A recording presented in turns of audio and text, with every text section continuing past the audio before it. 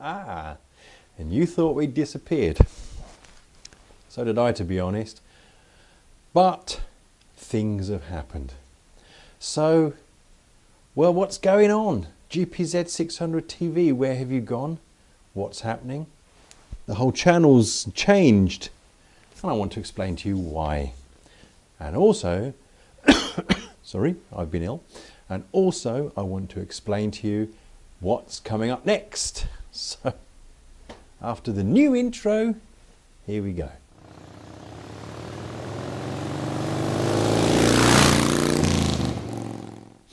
Alright guys, welcome back to the channel. It's been ages since we've done anything. And do you know, the reason for this are many.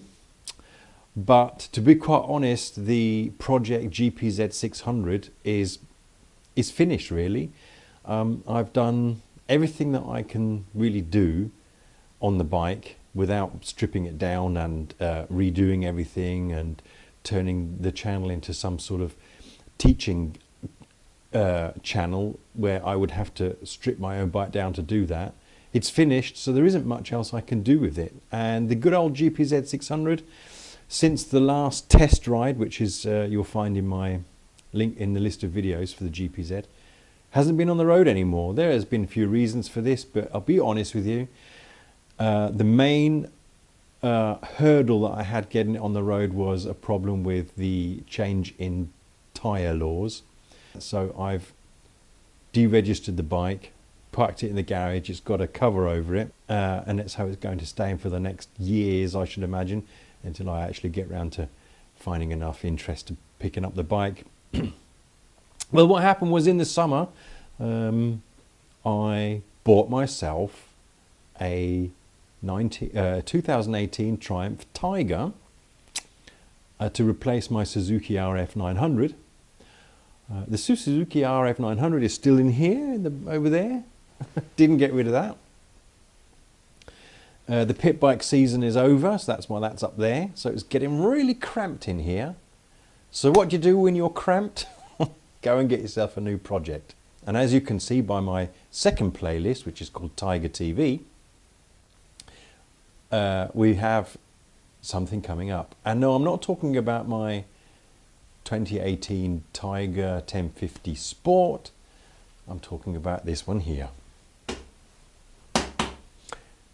Triumph Tiger 955i 2004 with a suspected cylinder head damage. Belonged to a friend of mine and now it's in my garage. I'm not actually quite sure if this was clever because I thought, wow, cylinder head, that's not going to be much of a problem, until I sort of started digging into the world of the Triumph forums and speaking to people who know what they're talking about, to realise that that's actually probably not really going to be that easy, because the cylinder head problem on this bike, well, it seems to be quite well known within the Triumph community. And let's be honest, for a bike that's over 20 years old, it's a total write-off really, isn't it? It's broken, possibly, I don't know, that has to be determined yet, but I don't know how broken it really is. So, you know, now there's nothing else left to do in the garage with the GPZ. Let's turn ourselves into some Triumph experts, which I won't be, but we're going to get this bike up and running and see what happens. So the initial point of this video today is just to let you know we are back. We have new things coming. This is what's happening. This bike, it's just occurred to me, had a name by the previous owner. He used to call it Olivia. I'm wondering if it's because it's olive green. It's been given some sort of paintbrush olive green, sort of NATO green style painting. I don't know what its original colour was, but it wasn't this. So I have literally only just rolled the bike into the garage, made some space, rolled it in. I know nothing about it. I even had to ask somebody how to get the seat off. So bear with me. This is an absolute Triumph newbie and going at this. And if you know things about Triumphs, then please let me know in the comments section what you think I'm doing wrong or right. So that it's 1st of December. I've got no time frame on this. No one's rushing me. But it's the 1st of December, and all I'm going to do today is just have a little walk around with you. Would like to get it up and running, but I can't in here, and I just can't get it out right now, so that's going to be for a different video. It's just a little walk around and let you know, guys, we're back. Slightly different format now, the GPZ 600 TV. All the videos are still there, and I'm still open to questions, so if you want to know something, you can either ask me, pop over to my Facebook group, or just write to me here on YouTube. And yeah, so Tiger TV's coming, and let's have a look what we got then. So this is the latest addition to the family. It's a, as I said to you before, in 2004 Triumph 955i in this strange sort of NATO green, olive green, drab. Let's just see what we've got here. Well, we have this, let's have a look. This bike with 76,174 kilometers on the clock. I do like these clocks. I like the white colouring, to be honest. I think that's quite nice. And I don't know if these lights are on just when you turn the ignition on, and if they actually turn off once the bike starts. I do know with my RF 900, the fuel light is connected to the oil light. That comes on just to make sure that the bulb works, but when the engine starts and the oil pressure is built up and that light goes off, that should go off with it. As I say, I've got no idea. So it's all going to be a very much of a an adventure for me on this. This huge tank, I think it's 24 litres. I do believe this is plastic of some sort. Again, I don't know. So, yes, now what's happened is on this one, someone's put some massive risers on here. Look at that. That's a 50mm rise on this aftermarket handlebar. It's not an original Triumph handlebar. Someone's put some steel braided lines on the brake line. Other than that, there's not much going on up here. There's the clock down there. This is a cutout. Some bikes have heated grips, and this is where the switch goes. This is the fill point for the cooling fluid, I do believe. Don't know where the tank is yet. Got to look for that. So then we have on this particular bike, we've got some crash bars fitted. I don't recognise the brand. I have had a look, but I can't find them online. I don't recognise that. At some point in time, some work has been done on this. I can see some silicone, like fluid sealant here. I do have here this oil line going down. I do believe there's a Scott oiler fitted to this. I'm not quite sure. I'm going to have to follow that up. And we've got a luggage rack. I think that's an original Jivy cut luggage rack. Don't recognise this seat, this type of leather seating. We've got the top box rack. I think that's standard. Now, these lights have been changed. That's not original lighting. As you can see, it's been put there. These are not the original indicators. It's got a Sebring. What do they call this now? I forgot the name of it now. I'll just put that up on the screen. Sebring exhaust pipe. It does have some sort of rear wheel hugger, which I don't believe is also standard. Don't know if this was not for this particular model, but it's been extended with this bracket so that it fits here. So yeah, the other side I can't really get to it because I'm a bit tight on space, as you can see in here. But let's just creep in over here. Yeah, there's this Sebring slip-on exhaust pipe. Ah, look at that, look, see? Just come around the corner here. There is the oil bottle for the Sebring, for the Scott oiler, the chain oiler. Now I do believe this here is where we have a problem. Actually, this feels like someone's put some silicone on this to try and seal it.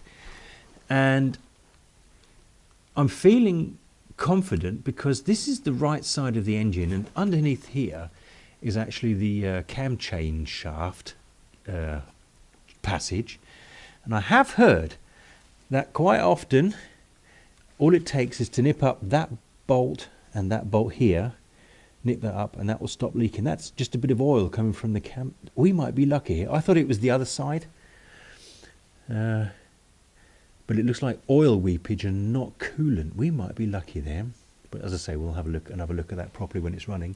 I believe this is the chain tensioner. A so-called multi-bolt engine. I asked why. Well, because it's got lots of bolts, apparently. So let's whip the seats off.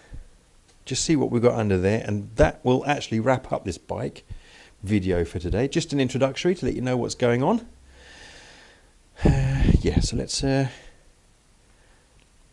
pop these seats off.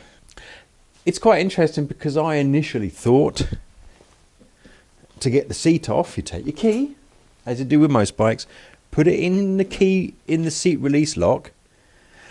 And all other bikes I've had so far, including my other Triumph, but that has a one-piece seat, I have to admit, is when you release that, you undo the front piece. But this is slightly different, which has confused me. When I release this here, it actually releases the rear seat. So this rear seat comes off, and I have seen, oh look, we've got the original toolbox under there, looking quite nice. This is where the handbrake usually goes. It's not in there. Let's put that away. And then you have a pull ring here. I don't have the ring, but I have the Bowden's cable here. Just pull that, releases the seat, and the seat comes off. The seat is height adjustable. If you just look in here, at that pin here, there are 3 holes. I could actually move the frame off the pin, adjust it in height, and put it back on the pin. So I have good 2 centimetre height adjustment on that seat. That's quite interesting, isn't it? So yeah, this is not real technical stuff because, as I said, I've got nothing. I don't know anything about this bike, and we're literally just getting into things now. So we've got the bike open.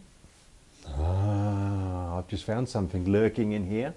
This is the first time I've had this open, but just to show you what you always find on these old things, I've got my magnet pen.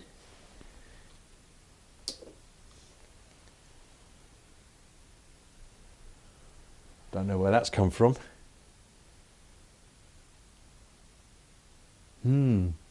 Always makes me wonder what's going on when I see things like that. Here we've got the onboard diagnosis port where you can use like ECU tune, Tiger tool, I believe. I don't know. I'm looking into that as well. I did already have in my garage like an ELM 327 Bluetooth. What do they call it? Yeah, Bluetooth interface, and you can plug that into here, and if you've got the correct software, then you can make sort of not just read out any fault codes, but you can also make service adjustments in the throttle bodies and stuff like that. You quite often hear about mapping. There are different mapping programs that you can place into the ECU so that the engine runs different. I'm far from knowing anything about that right now, but I know that it's a subject that I will be looking into, so I'm looking forward to that. Yeah, so as I say, I don't have any software for that anyway at the moment, so there's no point me trying this at the moment. So there we have it. That's all I'm going to talk to you about today. Next video, I'm going to actually get it outside and see if it will run.